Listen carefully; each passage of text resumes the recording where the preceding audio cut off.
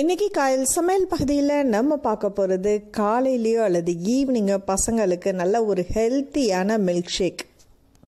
தினமும் பசங்களுக்கு பால் எப்படியாவது போய் சேரணும். ஸோ ஒரே மாதிரியான ட்ரிங்க்ஸ் பசங்களுக்கு கொடுத்தா அவங்களுக்கு பிடிக்காது.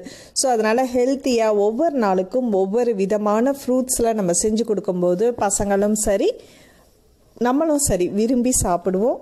ஸோ அந்தந்த சீசனில் கிடைக்கிற மாதிரியான ஃப்ரூட்ஸை வாங்கி பசங்களுக்கும் சரி பெரியவங்களும் சரி நம்ம சாப்பிடும்போது அதுக்குள்ள சத்துக்கள் முழுசாக நமக்கு போய் சேர்ந்துடும்.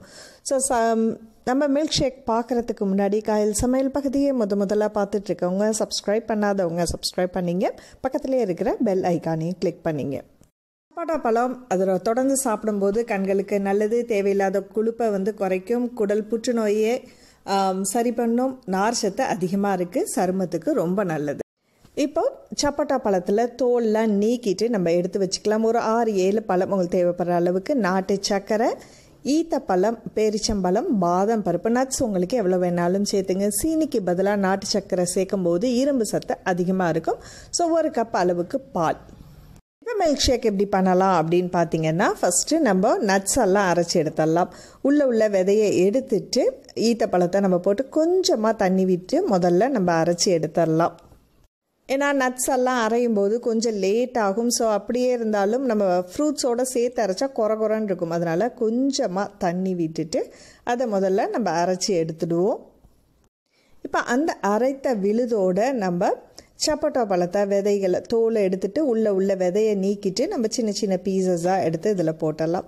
ஸோ இதில் உங்களுக்கு எவ்வளோ ஃப்ரூட்ஸ் வேணாலும், நல்ல பழுத்த பழம் தான் இதில் நல்லாயிருக்கும். ஸோ எவ்வளோ வேணாலும் ஒரு 4லேருந்து 6 பழம் நம்ம சேர்த்துக்கலாம்.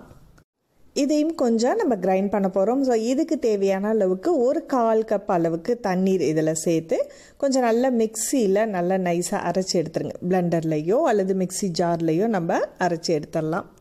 ஸோ ரொம்ப நைஸாக அரைக்கணும்னு அவசியம் இல்லை. ஜஸ்ட்டு 1 வாட்டி அல்லது 2 வாட்டி பிளெண்ட் பண்ணால் போதும்.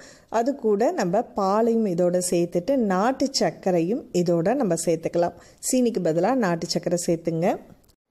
ஸோ இதையும் கொஞ்சம் அப்படியே மிக்ஸ் பண்ணி எடுத்துக்கலாம். விருப்பப்பட்டால் இதுக்கு மேலே இன்னும் ஐஸ்கிரீம் கூட நீங்கள் கூட சேர்த்துக்கலாம். சுவையான ஹெல்த்தியான சப்போட்டா மில்க் ஷேக் நமக்கு ரெடி ஆகிடுச்சு. ஸோ இதில் நட்ஸு, அப்புறம் பேரிச்சம்பழம், நாட்டு சர்க்கரை இதெல்லாம் சேர்க்கும்போது குழந்தைங்களுக்கும் சரி பெரியவங்களுக்கும், மெயினாக பெண்களுக்கும் ரொம்ப நல்லது. இதில் இரும்பு சத்து அதிகமாக இருக்கிறதுனால சீசன் கிடைக்கும் போது நீங்கள் கட்டாயமாக இதை வாங்கி ட்ரை பண்ணுங்கள். ஸோ இந்த வீடியோ உங்களுக்கு பிடிச்சிருந்துச்சுன்னா மறக்காமல் லைக் பண்ணிவிட்டு உங்கள் கருத்துக்களை ஷேர் பண்ணுங்கள். காயல் சமையல் பகுதி உங்களுக்கு பிடிச்சிருந்துச்சுன்னா சப்ஸ்கிரைப் பண்ணிவிட்டு நண்பர்களுக்கும் ஷேர் பண்ணுங்கள். நன்றி.